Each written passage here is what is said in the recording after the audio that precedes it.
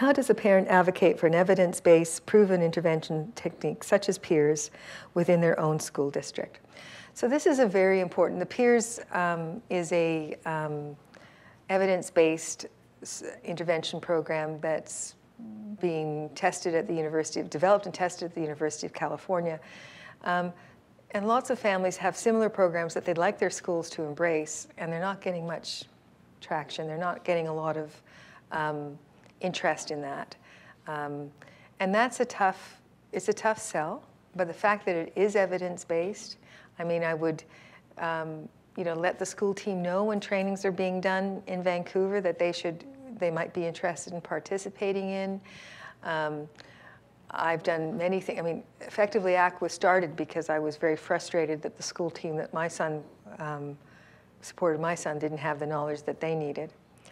It's still difficult because school teams feel very pressured with the number of children with disabilities or special needs they're dealing with.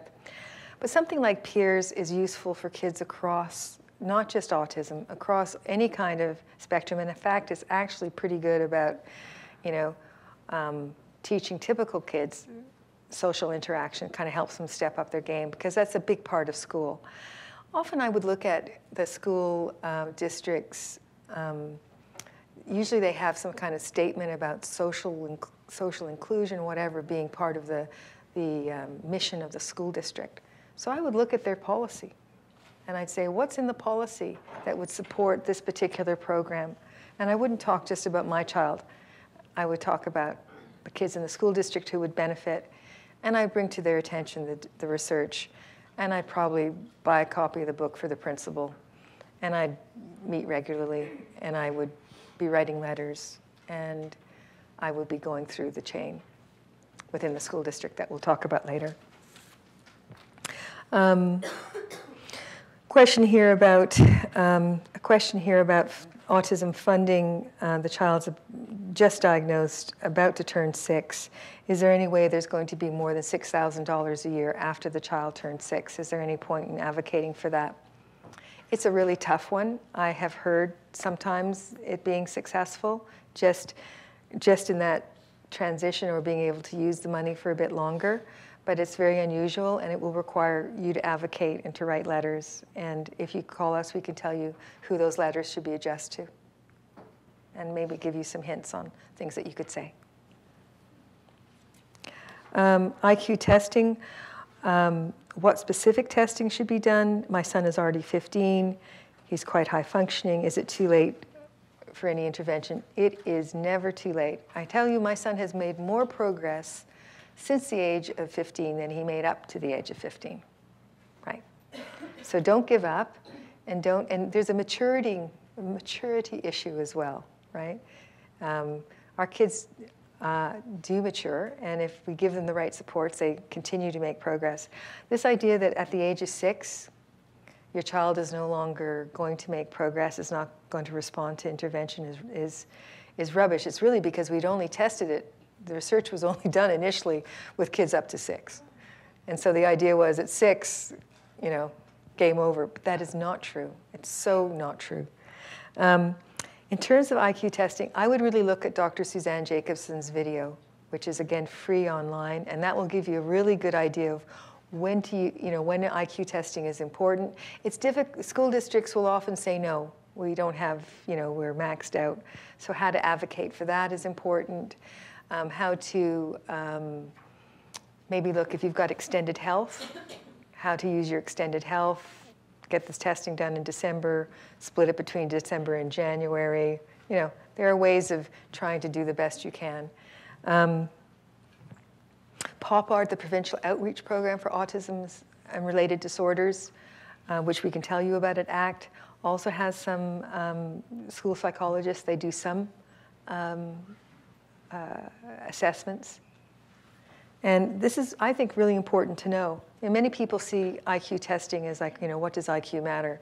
I guess, to me, autism is not about, I feel very strongly, it's not about labeling your child. It's a medical diagnosis.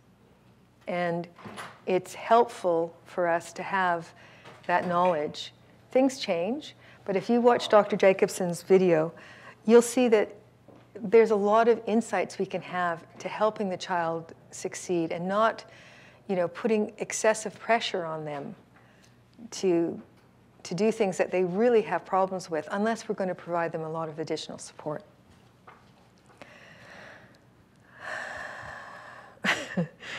How do you approach administrators who are insensitive to the needs of our special needs children, and are there any training for such individuals?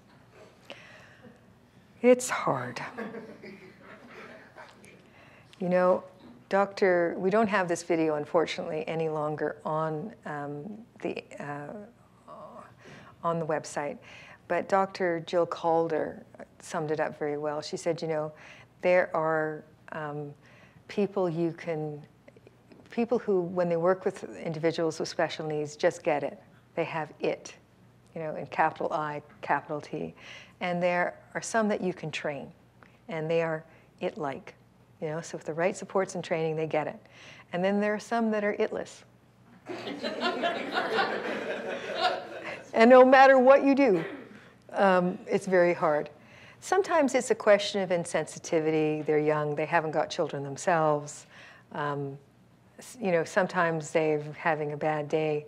Sometimes our expectations as parents are a bit on the high side, and I speak as a member of that. So sometimes it's, sitting down and writing a letter and saying, at this meeting, such and such happened, and, I was really hurt by that, or, there are ways of communicating, of being straight talking without saying, you're not going to say, you intentionally insulted me and made me feel terrible, and I know my child's behaviors are really difficult, but I don't want, humiliating me in a meeting was not necessary. I'm giving you sort of wild, exaggerated, but the point is here, sometimes people are unaware of how we feel as parents about the things that they say and do. Sometimes we need to call them on it in a very polite way, and try and do it when you've calmed down. We'll talk later about the necessity of not doing those kinds of things in the moment, of kind of, what's the expression, cooling your jets, sleeping on it, maybe drafting that email. We'll talk about that a bit later, but I think it's really, again, it comes back to that thing that you are dealing with people who don't live our lives and don't really get it. And so part of our role for the next generation of children as well is to try and increase their understanding of the realities of families.